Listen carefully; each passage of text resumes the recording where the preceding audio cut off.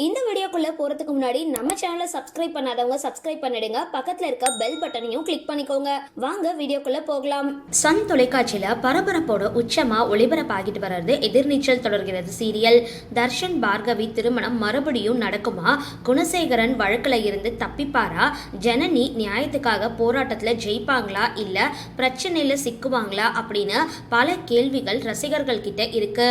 ஈஸ்வரி குணமாகி வந்ததுனால குணசேகரனுக்கு கண்டிப்பா தண்டனை வாங்கி தருவாங்க அப்படின்னு ஜனனி ரொம்பவே நம்பிக்கையா இருந்தாங்க.